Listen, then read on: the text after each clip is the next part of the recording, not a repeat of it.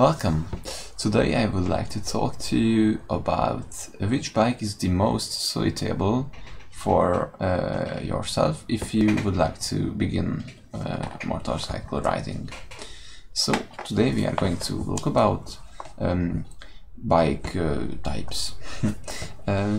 For first, let's begin with sport bikes. Sport bikes are built for maximum performance and which is focused on the speed on motor racing tracks. They are lightweight, have plastic fairings most of the times, and they are racing machines. Fast, aggressive and extremely responsible. We could say that this is the most dangerous way of riding a bike. Plus it's uncomfortable when you are sitting on it and you are almost flying on the bike. As you can see here as well, it has lots of fairings around, and the biker is not in a very comfortable sitting position. But he is shining, he looks very good, his bike is very strong and very expensive. So yeah, this was the first type.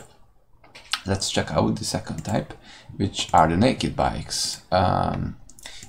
Naked bikes are having less, not that many fairings around its chassis. They are a hybrid between sport bikes and a commuter bike. Commuter bike is a bike which you are using daily, riding with it on daily levels from A to B, for example, from your home to your workplace, back to home to your workplace. So you are commuting with it. Dang, dang, dang, dang. That's the word commuting. So yeah, this is a hybrid between these two things, and they have enough speed and power as well that they are fun on the track. But the more comfortable ride makes them reasonable for commuting. So if you want to have a bike which is very strong and you can use it daily, doesn't need that much maintenance, then a naked bike is maybe the perfect choice to you, because it's good as well for those starter bikers who aren't sure of themselves yet. They don't know what they really want yet, because it's multifunctional as long as you are staying on the road. But what happens if you would like to go off the driveway? Then you may want to check out these next bikes. So for completely off-road riding experience, a dirt bike is gonna be the perfectly suited for your riding needs. They have got great suspension. Suspension is this part from here to like up here. It can go together. It can get smaller as well. Basically what it does is your front wheel receives an impact, powerful impact on the wheel, and when it happens you don't get shocked like this. It suspends the power of the impact on the wheel. It's suspending, it's the suspension. Cars have suspensions as well, but these bikes have a great suspension. You can, because their suspension has a very long travel. And this allows you to become to all those logs, rocks and potholes to be an easily overcome obstacle.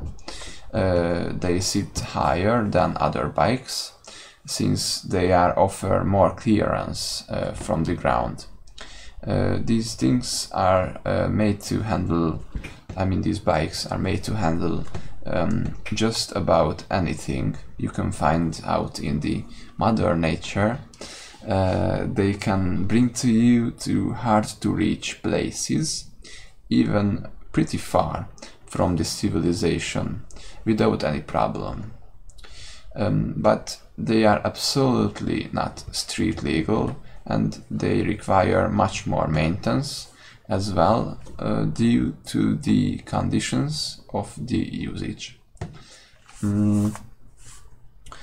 So yeah, it's a very fun thing to ride a dirt bike, but it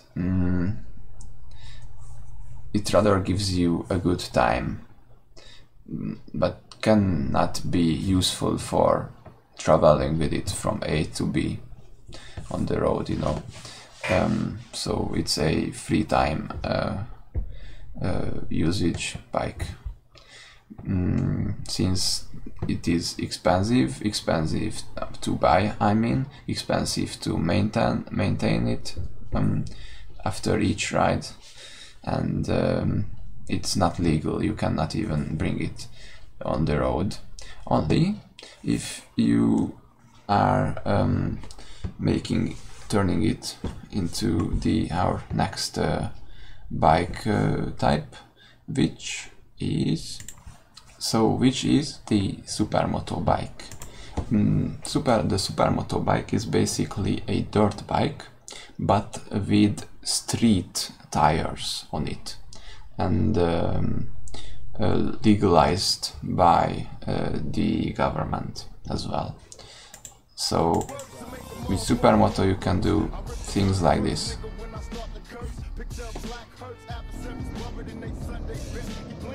So yeah, it's a very fun thing to do, but this is again it's very expensive.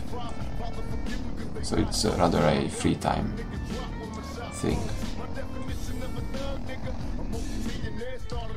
Yeah, this is what people do with Supermoto bikes. There is the next type, which is the adventure bikes. As you can see here, they are very big.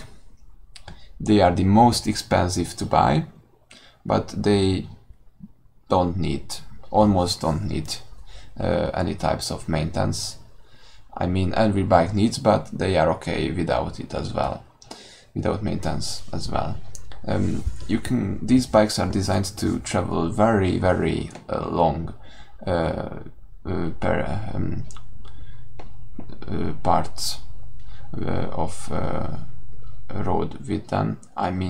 With this you can go from Europe to Africa as well. As you can see on the pictures, they can go through desert, street, mountains. Nothing can stop them. Only of course they can't go through the ocean, but yeah, they are very these bikes are designed to survive on mostly everything which comes into your way. They are very heavy as well.